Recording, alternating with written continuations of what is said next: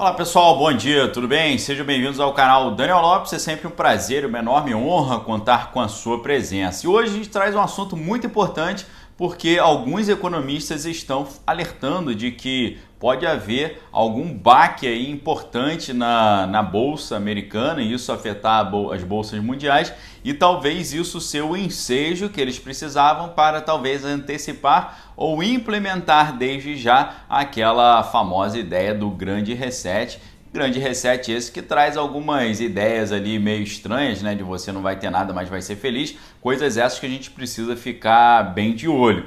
Ontem foi publicada uma entrevista no canal Blaze TV, que é do Glenn Beck, né? Uma entrevista muito preocupante ali dos assuntos que ela traz, mas importante para nós que queremos estar antecipados e não queremos de jeito nenhum sermos pegos de surpresa aí de qualquer novidade que possa aparecer. Só para contextualizar, o Glenn Beck ele é um ex-comentarista da Fox News e autor de mais de 15 livros, sendo 6 desses best-sellers do New York Times. Alguns anos atrás ele deixou a emissora americana para criar a sua própria empresa de notícias, a Blaze TV. Essa entrevista do Glenn Beck de ontem, ela traz um cenário ali preocupante, inclusive porque é algo que está sendo dito também por muitos outros economistas e especialistas. Antes de nós entrarmos no tema, eu gostaria de convidá-los também para vocês estudarem conosco no nosso novo curso Manual de Sobrevivência do Cristão no século XXI. As inscrições estão abertas, são vagas limitadas, inscrições por tempo determinado, então fica o convite para vocês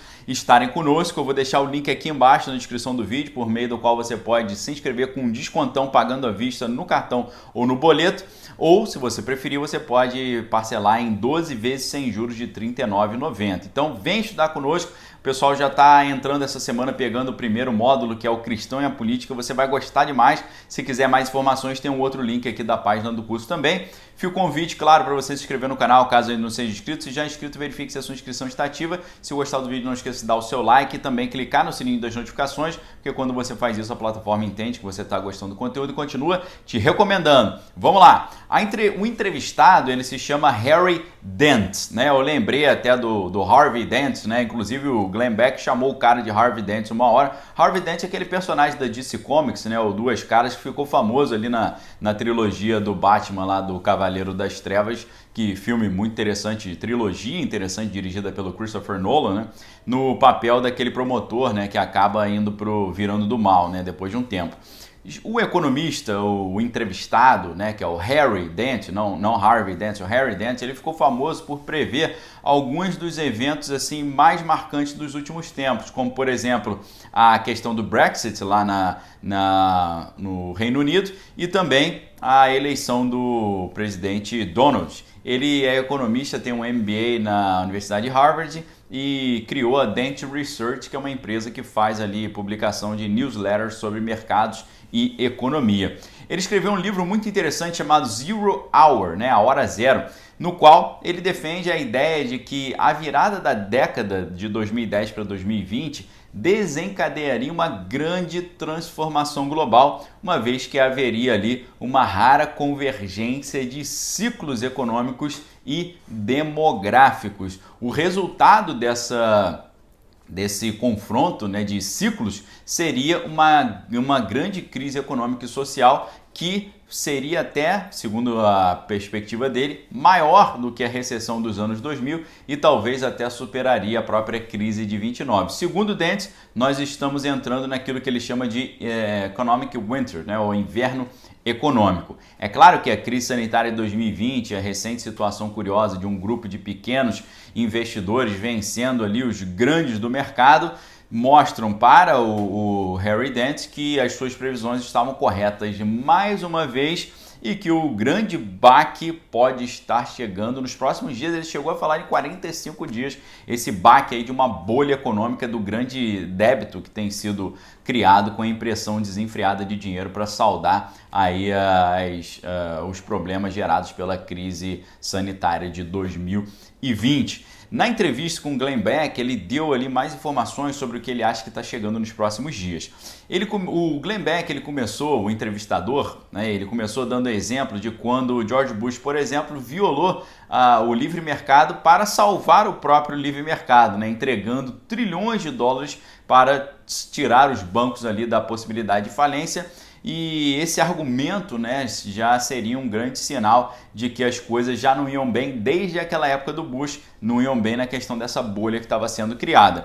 O Glenn Beck, ele falando da recente derrota aí dos grandes fundos de investimento para os pequenos investidores, você sabe que deu o maior bafafá aí na internet, e ele diz, né? Alguns especialistas estão dizendo que isso é o início de um fim, né? Que é a derrota dos grandes pela força de unidade dos pequenos. Outros estão dizendo que isso que a gente está vendo não é nada demais. Outros estão dizendo que haverá uma grande mudança no sistema e que os oligarcas ali, os poderosos, dominarão plenamente depois disso. E aí ele pergunta para o Harry Dent o que o Harry Dent acha. Se ele acha que a gente está diante de uma grande mudança dessa, ou se não é nada demais. O Dent, ele acredita que será uma derrota dos grandes investidores e uma vitória dos pequenos. Já o Glenn Beck, pelo contrário, ele acha que os poderosos vão aproveitar essa nova crise para implementar finalmente o tal do grande reset.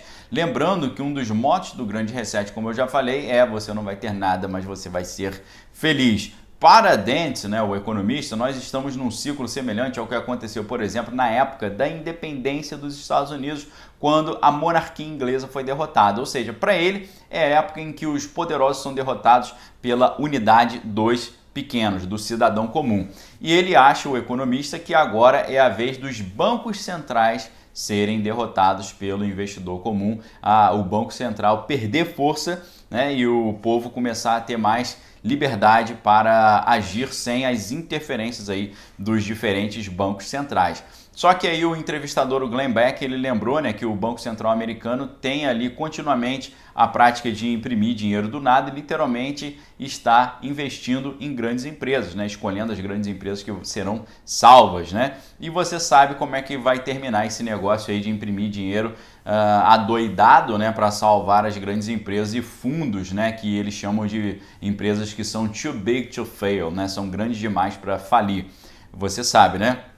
Eles estão fazendo isso, criando uma dívida impagável, e quem você acha que vai pagar essa dívida, né? Que é vista como impagável, mas no final das contas ela vai ser paga. É aí que entra essa ideia de grande reset, porque eles vão começar tudo, criar um novo sistema, fazer um novo acordo verde e fazer aquilo que eles chamam de Build Back Better, né? Que é reconstruir tudo de novo melhor. Essa ideia, por exemplo, de você não vai ter nada, significa que o povo vai pagar a dívida e vai ter que desembolsar tudo que tem para poder saldar esse rombo aí que foi criado com essa impressão desenfreada de dinheiro.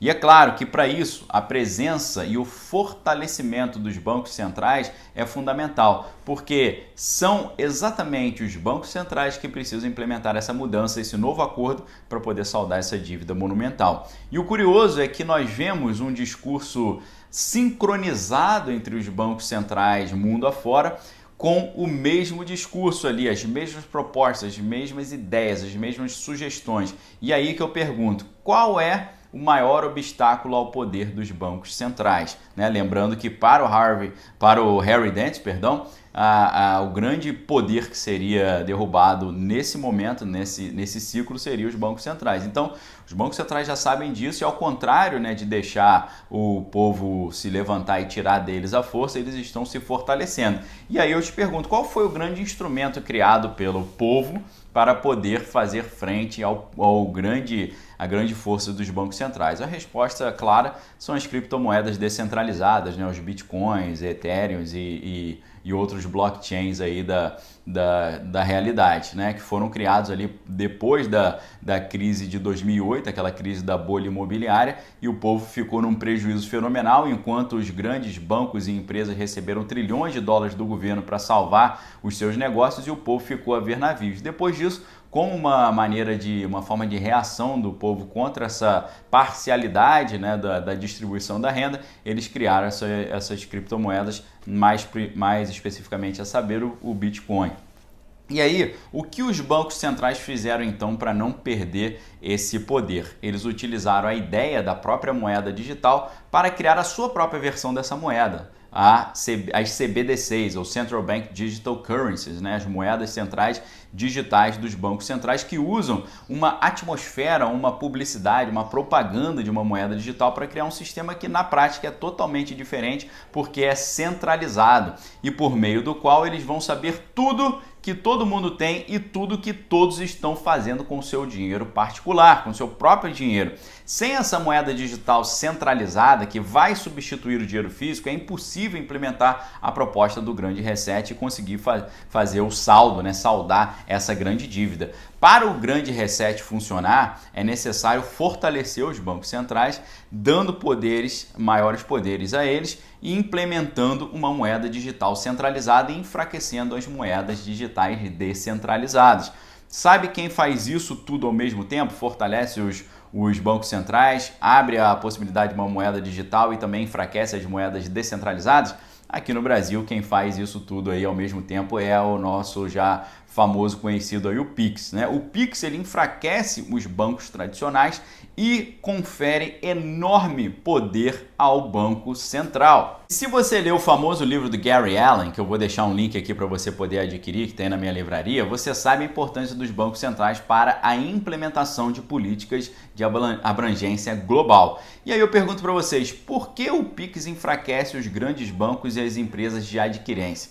Porque consultorias já estimam que o enfraquecimento das outras formas de transferências, como o TED e o DOC, assim como também a retirada de cena do dinheiro, né, que eles ganhavam com as taxas cobradas pelo uso de terminais de saque, as taxas que os bancos ganhavam com as maquininhas e com as tarifas dos boletos, algumas empresas de consultoria já estimam que o Pix pode retirar cerca de 20 bilhões de reais dos grandes bancos. E por que os grandes bancos então estão incentivando tanto as pessoas a adquirirem o Pix? É aí que está o grande pulo do gato para eles, né? E talvez negativo para a população. A expectativa é que com a implementação do Pix, a população vai perder o costume de sacar dinheiro, já que os pagamentos serão todos feitos ali pelo próprio celular. Mas onde que os bancos ganham dinheiro com isso, uma vez que eles devem perder, aí, segundo as consultorias, 20 bilhões por ano?